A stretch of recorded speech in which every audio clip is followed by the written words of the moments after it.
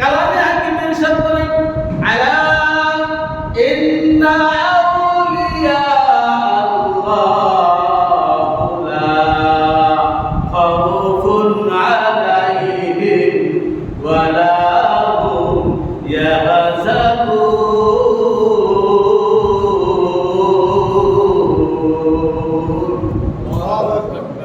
আল্লাহ রাব্বুল আলামিন বলেন সাবধান সাবধান সাবধান করে দিয়ে আল্লাহ বলেন তোমাদের কোনো ভয় নাই, তোমাদের কোনো চিন্তা নাই। তাদের চিন্তা নাই যারা আল্লাহর ওলি হবে, যারা আল্লাহর বন্ধু হবে, তাদের কোনো ভয় নাই, তাদের কোনো চিন্তা নাই। লা খাউফুন আলাইহিম, সাবধান যারা তোমরা আল্লাহর ওলি হবে তোমাদের কি নেই? খাউফুন আলাইহিম, কোনো ভয় নাই। ওয়ালা হুম ইয়াহজানুন, আর তোমাদের কোনো চিন্তা নাই, তোমাদের চিন্তার কোনো কারণ নাই। কেন? আমি আল্লাহ হচ্ছি তোমাদের বন্ধু। আল্লাহ যদি আমার বন্ধু হয়ে যায় আমার কিসের চিন্তা? না দুনিয়ায় না আখিরাতে। কবরেও চিন্তা নাই, হাসরেও চিন্তা নাই, মিজানেও চিন্তা নাই, পুলসিরাতেও চিন্তা নাই। আল্লাহ রাব্বুল আলামিন কিয়ামতের ময়দানে আপনাকে আমাকে, আমরা যদি আল্লাহর ওলি হতে পারি, পাঁচটা সহজ শর্ত মেনে আমরা যদি আল্লাহর ওলি হতে পারি, কিয়ামতের ময়দানে আল্লাহ পাক রব্বুল আলামিন আমাদেরকে নূরের সিংহাসনে, নূরের মিম্বারে বসিয়ে আল্লাহর আরশের নিচে আমাদেরকে ছায়া দিয়ে দিবে। সুবহানাল্লাহ। আমরা সবাই চাইতে না ইনশাআল্লাহ। যেই দিন নবীরাও ইয়া নাফসি বলবে, সেই দিন যারা আল্লাহর ওলি হবে, এই পাঁচটা শর্ত মেনে যারা আল্লাহর ওলি হয়ে যাবে, তাদের কোনো ভয় থাকবে না, কোনো চিন্তা থাকবে না, কোনো পেরেশানি থাকবে না। তারা আল্লাহ রাব্বুল আলামিনের আরশের নিচে নূরের মিম্বারে উপবিষ্ট হবে। সুবহানাল্লাহ। তাদের অবস্থা দেখে নবীরাও ইচ্ছা করবে, নবীরাও রাব্বুল আলামিনের আবার কারা, আমরা তো পেরেশানির ভিতরে রয়েছি, তারা তো নূরের সিংহাসনে বসে মজা মারতেছে, এরা আবার কারা? আল্লাহ রাব্বুল আলামিন বলে এরা দুনিয়ার বুকে আমি আল্লাহকে খুশি করে এসেছে।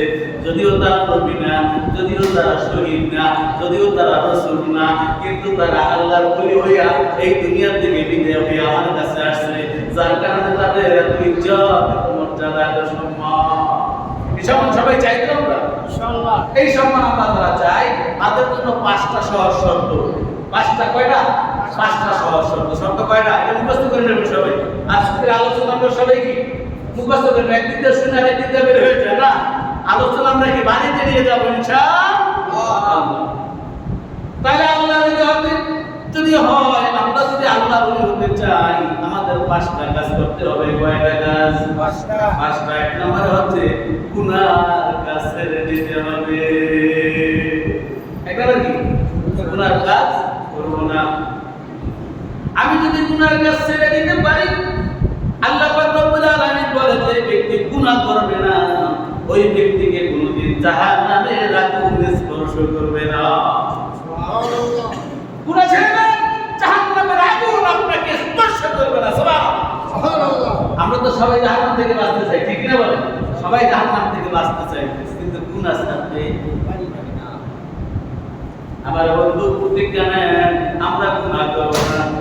গুনাহ যদি ছেড়ে দেই, আল্লাহ ওলি হওয়ার এক নাম্বার ধাপ আমি কি অতিক্রম করব? আমি তাহাজ্জুদ করলাম, গুনাহ করলাম, না বাবা?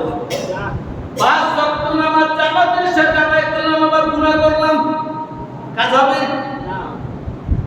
আমি আওয়াবিন করলাম, সাস্তের নামাজ পড়লাম, রাতের ভিতরে তাহাজ্জুদের নামাজ পড়লাম, কোরআন তেলাওয়াত করলাম, জিকির আজকার করলাম, পাশাপাশি শুধু খাইলাম, কাজ হবে? ঘুষ খাইলাম, আরেকজন হক নষ্ট করলাম, আমার পাশে যে ব্যক্তির আয় রয়েছে সেখানে একটু বাড়াইয়ে দিলাম, হয়নি? তাহলে কি হবে? আমার আমলটা কি হবে? নষ্ট হইয়া যাবে। এজন্য গুনাহ থেকে বেঁচে যান। আপনার আমলগুলোর ইজ্জত বাড়াইয়ে দিবে। আপনার ইজ্জত বাড়াইয়ে দিবেন কে? আল্লাহ। আল্লাহ। এজন্য আমরা গুনাহ ছেড়ে দিতে রাজি আছি তো ইনশাআল্লাহ। এজন্য আমরা গুনাহ, দেখেন, একদিকে গুনাহ করি, একদিকে আমল করি। এর দৃষ্টান্ত হচ্ছে এরকম। আমাদের এখন দেখা যায় না, কিন্তু একটা সময় ছিল প্রত্যেক বাড়িতে খেজুর গাছ ছিল না ছিল না? হ্যাঁ, শীতের মৌসুমে রস আমরা পাইতাম না পাইতাম হয়তো বা খেজুর গাছ কমে গেছে, পাওয়া যায় না। এই খেজুর গাছে খেজুরের কাটার পরে কি করে হাজি ঝুলায় না? হাজি ঝুলানোর পরে কি পরপরাই কি রস পড়ে না? ফোটা ফোটা করে ফোটা ফোটা করে রস পড়ে। এই ফোটা ফোটা করে রস পরে সকালবেলা দেখা যায় হাজি কি পরিপূর্ণ হয়ে যায়। আমার বন্ধু ওই হাজির নিচটা যদি একটু ছোট একটু সিদ্ধ থাকে, একটু ফুটা থাকে, এবার আপনারা বলেন সারা রাত করে ফুটা হাজি আপনি চলে রাখবেন, সকালবেলা রস নামাইতে যাবেন, আপনি কি রস পাইবেন? রস পাইবেন? রস যা পড়ছে ফুটা দিয়ে দিয়ে হয়ে গেছে। আপনি গুনাহ করেন, আবার নামাজও করেন, কি আমল যেটুকু করছেন গুনাহ দিয়ে বের হয়ে গেছে। এই জন্য গুনাহ ছাড়তে হবে। ওলি হতে হলে এক নম্বর শর্ত হচ্ছে গুনাহ ছেড়ে দিতে হবে। গুনাহ কি কি? এখানে কবিরা গুনাহ অনেকগুলি, ৭০টার উপরে গুনাহ আছে কবিরা গুনাহ। এর ভিতরে কয়েকটা গুনাহের সম্বন্ধে আমি সংক্ষেপে একটু আলোচনা করি। যেমন একটা হচ্ছে সুদ। একটা নাম কি? সুদ। কি গুনাহ? সগীরা না কবিরা? কবিরা গুনাহ। কেমন গুনাহ? আল্লাহর নবী বলেন সুদের ভিতরে ৭০টা গুনাহ রয়েছে বলে নাম শুনেন। কয়টা গুনাহ? ৭০টা। কি গুনাহ? কবিরা গুনাহ। একটা গুনাহের ভিতরে কয়টা? ৭০টা। এই ৭০টা গুনাহের ভিতরে সবচাইতে ছোট গুনাহ কোনটা বলতে পারেন? সবচাইতে ছোট যে গুনাহটা সেটা হচ্ছে নিজের জন্মদাত্রী মা, যেই মায়ের গর্ভে আমরা দুনিয়াতে এসেছি, যেই মায়ের গর্ভ থেকে দুনিয়াতে এসেছি, ওই মায়ের সাথে জেনা করলে যে গুনাহ হয়, কোন ব্যক্তি কল্পনা করতে পারে? আমরা কল্পনা করতে পারি এটা? ওই সুদের ভিতরে ৭০টা গুনাহ, তার মধ্যে ছোট্ট গুনাহ হচ্ছে নিজের মায়ের সাথে খারাপ কাজ করা বলে না। কোন সমাজের কোন ব্যক্তি যদি এই কাজ করে, আমরা তার সমাজে রাখবো? আমরা তার সাথে সম্পর্ক রাখবো? তার সাথে সম্পর্ক রাখবো না, তাকে সমাজে রাখবো না, সমাজ থেকে তাকে বের করে দেব। কিন্তু আমার বন্ধু, আমার ভাই আমার সাথে নামাজে দাঁড়ায়, এরপরে সুদ খায়, তার লাগে কি সম্পর্ক আছে না নাই? আছে না নাই?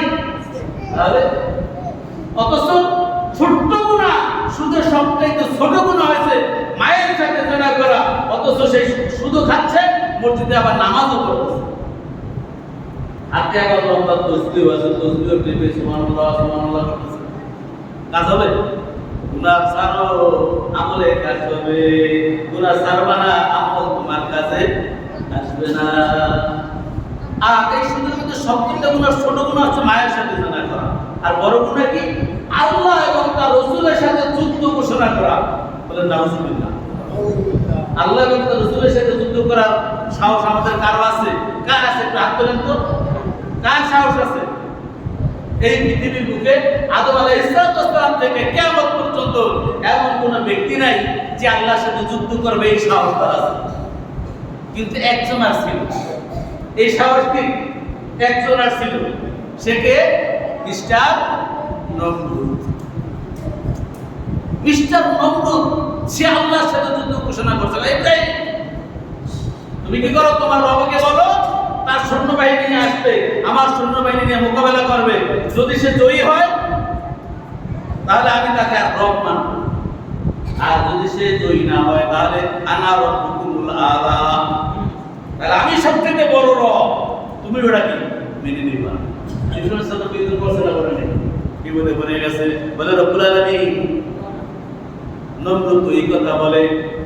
আল্লাহ রাব্বুল আলামিন বলে ইব্রাহিম একটা সময় দিয়ে দিল, অমুক টাইমে অমুক পাহাড়ের প্রান্তরে গিয়া বলো ওখানে আল্লাহর সৈন্যরা আসবে, তোমার সৈন্যবাহিনী নিয়ে ওই পাহাড়ের পদদেশে যাইবা, অমুক দিন অমুক সময় আসরের নামাজের পরের যে সময়টা, এই সময় কি তোমার সাথে আল্লাহর সাথে যুদ্ধ হবে। আল্লাহ রাব্বুল আলামিন সেখানে কিছু কি পাঠাইলেন? সৈন্যবাহিনী। আল্লাহর সেনাবাহিনী হচ্ছে কি? ছোট্ট ছোট্ট মশা। মশা হচ্ছে কি আল্লাহ সেনাবাহিনী। এই সেনাবাহিনী আল্লাহ পাঠাইল। অপরদিকে হাতি, ঘোড়া, উট সব সৈন্য অস্ত্র শস্ত্র নিয়ে কি সেখানে হাজির। দেখে আল্লাহর বাহিনী আসতেছে না। তোমার আল্লাহ তো আমার সৈন্য বাহিনীর দিকে ডরাইছে, তোমার আল্লাহ কি আমার সৈন্য দিকে ডরাইছে, দেখো সৈন্য বাহিনী পাঠাই গেছে না, তুমি বলছো আজকের টাইমে আসবে, ও সন্ধ্যা তো হয়ে যাচ্ছে, আসতেছে না। ইব্রাহিম আলাইহিস সালাম বলে, ভাই একটু অপেক্ষা করো, আমার আল্লাহ যেহেতু বলছে তোমার সাথে যুদ্ধ হবে, অবশ্যই আল্লাহ পাঠাবে, লা শাক্কা ফীহি, এর মধ্যে কি নাই, কোনো সন্দেহ নাই, অবশ্যই আল্লাহ পাঠাবে। আরেকটু ধৈর্য ধরো, তোমার সৈন্য বাহিনীতে আরেকটু খাওয়াই খাওয়াইয়া ওটা দরবার। হঠাৎ করে সন্তান প্রবল করে দেখতেছে আকাশে একটা মেঘের মতন দেখা যায়, কালো গুনগুন গুনগুন আওয়াজ হচ্ছে। ইব্রাহিম বলছে, ওরে নমরুদ, আমার আল্লাহর সৈন্য বাহিনী আসতেছে, তোমরা রেডি হও। অনেক মশা, এটা কি কামড় দিয়ে মারা যাইব না তীর দিয়ে মারতে পারবো? কি হোক, তীর দিয়ে মারা যাইব? তাহলে কোথায় আছে তীর, ধনুক, এগুলি সব নিয়ে গেছে, উট হাতি এগুলি নিয়ে গেছে মারার জন্য। মশারে মারবো কেমনে? সম্ভব না। মশার পাল এসে তাদেরকে ঘিরে ধরলো, ঘিরে ধরার পরে তাদের সকল সৈন্য বাহিনীকে দুনিয়ার থেকে বিদায় করে দিল। এর আগে কি করছে? নমরুদ তীর মারছে আকাশের দিকে, বেশ কয়েকবার তীর মারছে। আল্লাহ রাব্বুল আলামিন হাসি ফেরেশতাদের কিনা দেখ পাগলে কি করে, আমার তীর দিয়ে বলে মারবে। বলে জিবরাইল যাও যাও যাও, নমরুদ একটু সান্ত্বনা দাও। নমরুদ যে তীরগুলি মারে, একটা তীরের ভিতরে তুমি একটু রক্ত লাগাইয়া দাও। আল্লাহ বলে মাকারু মাকারাল্লাহ ওয়াল্লাহু খায়রুল মাকিরিন।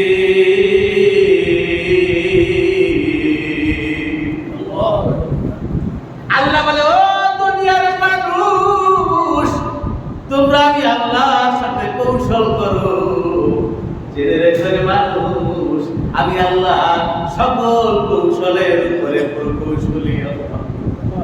আল্লাহ রাব্বুল আলামিন জিবরাইলকে বলে, যাও নমরুদের একটা তীরের ভিতরে একটু রক্ত লাগিয়ে দাও। নমরুদের একটা তীরের ভিতরে একটু রক্ত লাগিয়ে দিল। তীরটা যখন নমরুদের কাছে চলে আসলো, নমরুদের পায়ে খুশি হয়ে গেছে, বলে ইব্রাহিম এই দেখ রক্ত, তোর আল্লাহর একটা শেষ করে দিলাম। আল্লাহ কি শেষ করে দিয়েছে, এখন এবার স্বীকার কর, আলা রাব্বুকুমুল আলা, আমি সবচাইতে বড় রব, এবার তুই মেনে নে। ইব্রাহিম বলে, আরেকটু অপেক্ষা। এবার মশা এসে তাদেরকে ঘেরাও করলো, সকল সৈন্যবাহিনীকে ধ্বংস করে দিল। হাতের কানে দিয়ে লোকে আর এক কান দিয়ে ভিতরে গিয়ে কামড়াই, ওদেরকে কি সব শেষ। মশার সাথে হাতে কি করবে, ঘোড়া দিয়ে কি করবে, তীর দিয়ে কি করবে, কানা দিয়ে কি করবে, ওরা জায়গায় শেষ। নমরুদ পালা খারাপ, নমরুদ কোন রকম সেখান থেকে ফাঁকি দিয়া সব ওখানে রাইখে কি করছে, অসৎ নেতা যারা, এরা বিপদ হইলে কি হয়, তার সঙ্গী সাথে ক্রিয়া পালায়। এটা প্রমাণ।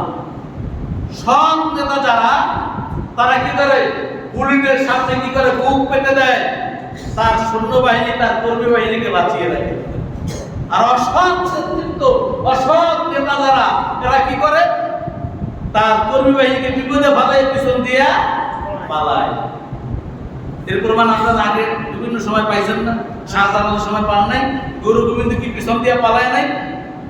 পালায় নাই? পালাইছে। আমার বন্ধুরা, নমরুদ কোন রকম জানিয়া বাড়িতে গেল। বাড়িতে গিয়ে একটা নিজের যে কামরা একবারে শত্রুর দিক দিয়ে আটকানো, সেখানে গিয়ে পড়ছে, ঢুকে কি আল্লাহ বাঁচতে গেলাম, কি বিপদ থেকে বাঁচতে গেলে না, বাঁচতে গেলাম, ওই রকম জায়গাতে বাঁচতে গেলাম। অপর দিকে দেখে একটা ন্যাংরা মশা ওর ভিতরে, এটা আবার আইলে বাচ্চা তো আইলাম, এখানে আবার হয়ে গেল। এবার মশাটাকে মাইরে এলে, এবার মশারে মারি, মশা খাবার মারি, মশা ফাঁক দিয়ে বেরোয় যায়। একটা দুইটা তিনটা মারার সাথে সাথে, তিন থাপ্পড়ের সাথে সাথে মশা বের হইয়া নাকের ভিতরে ঢুকে গেছে। নাকের ভিতরে ঢুইকা মগজের ভিতরে গিয়ে মগজের ভিতরে কামড়ায়। এখন হয়তো ভিতরে কামড়ায় আর ছটফট করে। শরীরে কামড়াইলে তো আমরা কে ফালতা উঠি, হ্যাঁ? ঘুমের ভিতরে মশা যদি কামড় দেয় ঘুম থেকে ফালতা উঠি না? কিন্তু জীবিত মানুষ আরো কি মগজের ভিতরে গিয়ে কামড়ায়, কেমন লাগে, অসহ্য যন্ত্রণা। এবার দাসীকে ডাকলো, দাসী আয়। দাসী আইসা মাথার ভিতরে থাপড়ায়, যখন থাপড়ায় তখন একটু চুপ থাকে, আবার শুরু করে, অবস্থা তো ভালো না, কি করা যায়? কয়েকবার একটা মুগুর দিয়া বাড়ি দিই, না মুগুর না, তো ব্যথা পাবো বেশি, কি করবো? তোর জুতা খুললে আর পিঠা, ওটা তো নরম আছে, জুতাটা পিঠা আমার, জুতা দিয়ে পিঠাই, জুতা দিয়ে যখন পিঠায় তখন মশা আরো ঠান্ডা থাকে, আরে এইবার তো পাই আরাম পাইতেছি বেশি, মশাটা মনে হয়, মশাটা মনে হয় জাতের মুসি, তোর বাপ মনে হয় মুসি ছিল, যার কারণে জুতা দিয়ে পিঠাইলে আরাম লাগে। আমাদের জুতা দিয়ে পিঠা, একটা মানুষ কতক্ষণ পিঠাইতে পারে, হাত ব্যথা করে না? বিরক্ত হইয়া সামনে ছিল একটা মুকুর, একটা হেমার ছিল, এটা দিয়া এমন বাড়ি মারছে, মোটা মাথা পাইলে দুই টুকরা হয়ে গেছে, মশা ফোন করে বের হইয়া আল্লাহ দরবারে চলে গেছে। আল্লাহর সাথে যুদ্ধ করার সাহস কি কোন ব্যক্তি নেই। এক ব্যক্তি ছিল নমরুদ, তাকে কি আল্লাহ ট্যাংরা মশা দিয়া বিয়োজিত করে জুতার বাড়ি খাওয়াইয়া এই দুনিয়া থেকে আল্লাহ বিদায় করছে। অতএব আল্লাহর সাথে যুদ্ধ করার ক্ষমতা আমাদের কারো আছে? নাই। তাই আবার সুদ খাই কেন? আল্লাহর সাথে যুদ্ধ করার ক্ষমতা নাই, সুদ কেন খাই? যারা খাইছি তওবা করতে পারবো ইনশাআল্লাহ, গুনাহ ছাড়তে পারবো ইনশাআল্লাহ। আমরা আগেই বলছি আমরা ওলি হয়ে কবরে যেতে চাই, তার এক নাম্বার কি গুনাহ ছেড়ে দিতে হবে, সুদের কাছেও আমরা যাব না। এরপরে কবিরা গুনাহ কি রয়েছে? ঘুষ। ঘুষের ব্যাপারে আল্লাহ নবী বলেছেন, আর রাশি ওয়াল মুরতাশি কিলাহুমা ফিন্নার। সুদ যে দেয়, ঘুষ যে দেয়, ঘুষ যে খায়, দুটোটাই কি জাহান্নাম। তাহলে ঘুষ খাবো আমরা? ঘুষ খাবো? খাবো না, দেবো না ইনশাআল্লাহ। এরপরে কবিরা গুনাহ আছে কি? আমাদের ছবি। এখন ছবি হয়ে গেছে ফ্যাশন। ঘরের ভিতরে কি বাবা মরে গেছে, দাদা মরে গেছে, তাদের ছবি ঘরের ভিতরে লটকাইয়া রাখে। আমার বন্ধু আল্লাহর নবী একবার বাজার থেকে সুন্দর সুন্দর মতন একটা চাদর নিয়ে আসলো, অনেক দামি চাদর। এই চাদরের ভিতরে ময়ূরের ছবি আঁকা, ছবি আঁকা চাদর নিয়ে রাসূল আরবি সাল্লাল্লাহু আলাইহি ওয়াসাল্লাম বাসায় আসলেন। বাসায় এসে রশির ভিতরে লটকাইয়া রাখলেন। দেখতে কি সুন্দর লাগে না?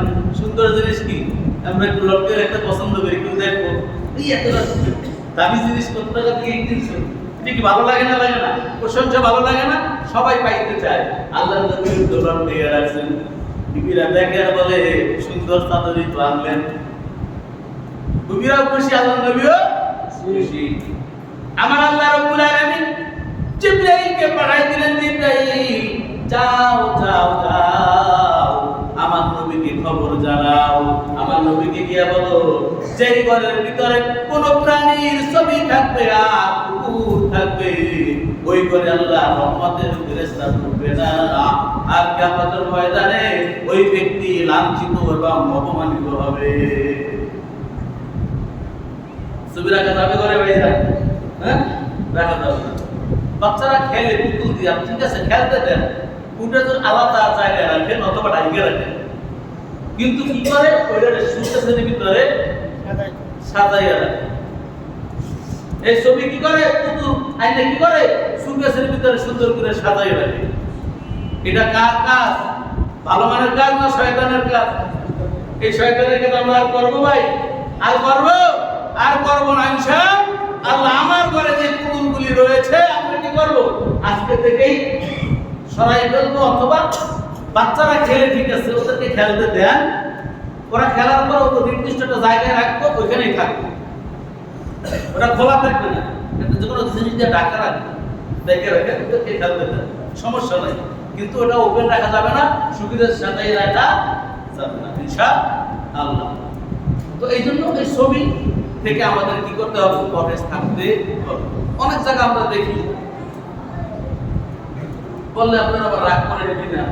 অনেক জায়গায় অনেক দরবারও আমরা দেখি, সেখানে কি কিছু ফল ফুলও থাকে, আবার ছবিও রাখে।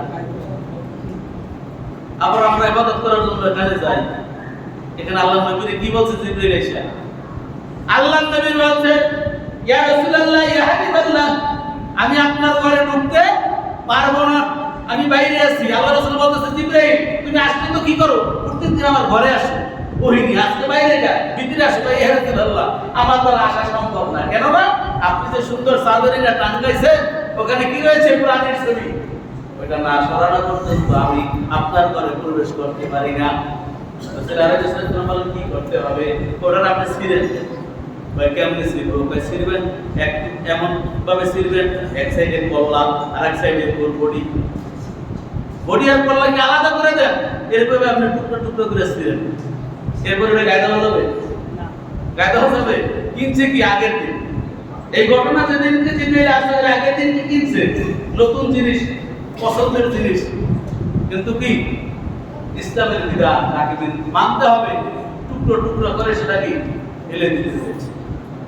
তাই আমাদের ঘরে যদি থাকে তাহলে কি আমরা সরাই নেব তো ইনশাআল্লাহ। যারা উনি হইতে চাই তারা সরাবে, আর যারা উনি না চাই তার দরকার নেই। কি বলেন? এরপরে কবির গুণ রয়েছে কি, যেমন গান বাজনা। গান বাজনা 100 বার জায়েজ, বাজনা না গান, গান 100 বার জায়েজ। গান শুনলে আপনার ঈমান বাড়ে, গান শুনলে আপনি অনেক নলেজও বাড়বে, কথা ঠিক, কিন্তু সেই গানটা কোন গান?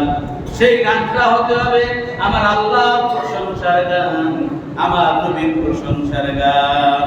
প্রশংসা সবই কেবল তোমারই রব্বুল আলামিন, দয়ালু মেহেরবান করুণা অপরাধ, দয়ালু মেহেরবান করুণা অপরাধ, আর কেউ নয় তুমি মালিক শেষ বিচারের দিন, শেষ বিচারের দিন।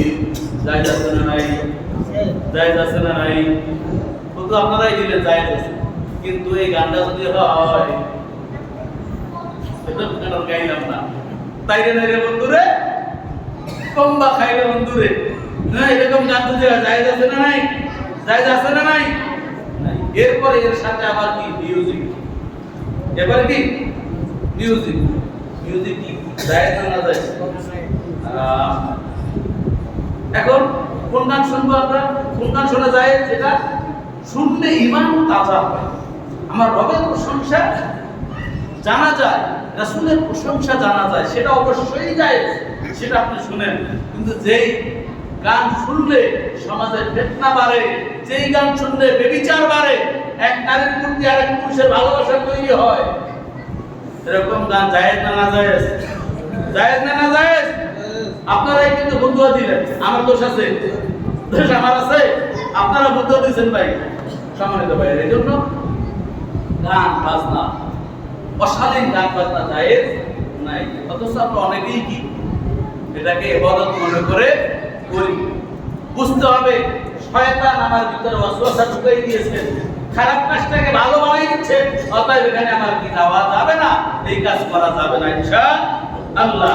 এরপরে সম্মানিত ভাইরা, এরপরে আছে পর্দা। কবিরা গুনাহ না কবিরা গুনাহ? কবিরা গুনাহ। এই গানের ভিতরে নর্তকী আসে, বিভিন্ন এলাকা থেকে নারীরা আসে, সুন্দর সুন্দর নারীরা আসে, এরা গান গায়, আর রাত করে সাতক পাখির মতন তাকিয়ে থাকে, ছবি থাকে, ঠিক না? মায়ের মৃত্যুবার্ষিকী, বাবার মৃত্যুবার্ষিকী, আমরা কি রাত থেকে শুনতে থাকি, মজা করে শুনি, সবে খেলায় মা এবং বাবারে জান্নাতে বারান্দায় নিয়ে রাখবে, ঠিক কিনা বলেন? কত আপনারা দিবেন, আমি দিলাম না। পর্দা হারাম। পর্দা কি? পর্দা করা ফরজ, বেগানা নারী দেখা হারাম। আপনি নর্তকে এটা গান গাওয়াইলেন আপনার মায়ের মৃত্যুবার্ষিকীতে, বাবার মৃত্যুবার্ষিকীতে খরচ করলেন, এই খরচটাকে আমাদের ময়দানে আপনার গলার কাটা হবে। যে সহযোগিতা করবে তার জন্য বিপদ হবে, সহযোগিতা করবে সেও বিপদে করবে। সম্মানিত ভাইরা, তাই এই সমস্ত কাজ থেকে আমরা কি হেফাজত থাকবো ইনশাআল্লাহ। 1 নম্বর শর্ত, গুনার কাজ ছেড়ে দেবো ইনশাআল্লাহ। 2 নম্বর শর্ত হচ্ছে আমরা সকল ফরজ আমলগুলিকে যথাযথভাবে আদায় করি। সকল ফরজগুলো কি যথাযথভাবে আমল করব। 5 ওয়াক্ত নামাজ ফরজ নাকি? ফরজ করা ফরজ। হ্যাঁ, যাদের সামর্থ্য আছে তাদের উপরে। যাকাত দেওয়া ফরজ, রোজা রাখা ফরজ, ঈমানের হালতে চলা ফরজ, এরপরে কি পর্দা করা ফরজ। এই যে ফরজ আমলগুলো, এগুলো যথাযথভাবে আমল করব। 1 নম্বর হচ্ছে কি গুনার কাজ ছেড়ে দেব। গুনার কাজ ছেড়ে দিলে কি হবে? এই গুনার কাজ আমাদেরকে জান্নাতে জাহান্নাম থেকে বাঁচাবে। 1 নম্বর কি? 1 নম্বর আমল গুনার কাজ ছেড়ে দেব, আমরা জাহান্নাম থেকে বেঁচে যাব। 2 নম্বর হচ্ছে ফরজ আমলগুলি করব। ফরজ আমলগুলি করার কারণে এবং ওয়াজিব। 3 নম্বর হলো ওয়াজিব। বিস্তারিত একটা সময় নেই, সংক্ষেপে শেষ করে দিই। 2 নম্বর হচ্ছে ফরজ আমল করব, 3 নম্বর হচ্ছে ওয়াজিব আমলগুলো করব। ফরজ এবং ওয়াজিব আমলগুলি করার কারণে আমরা কি জান্নাতবাসী হব। কি হব? জান্নাতবাসী হব। 1 নম্বর শর্ত, গুনার কাজ ছেড়ে দিব, আমরা কি জাহান্নাম থেকে বেঁচে যাব। 2 নম্বর এবং 3 নম্বর ফরজ এবং ওয়াজিবগুলো কি আমরা যথাযথভাবে আদায় করব, আমরা জান্নাতি হব।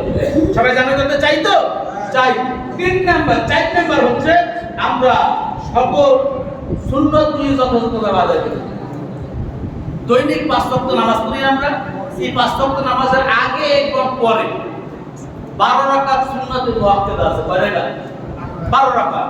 আমার নবীজি বলেন, যেই ব্যক্তি আমার উম্মতের ভিতরে যেই ব্যক্তি 12 রাকাত সুন্নতে মুআক্কাদা যথাযথভাবে আদায় করবে, আমি আল্লাহর নবী কিয়ামতের ময়দানে ওই ব্যক্তিকে জান্নাতে যাওয়ার জন্য সুপারিশ করব। সুবহানাল্লাহ।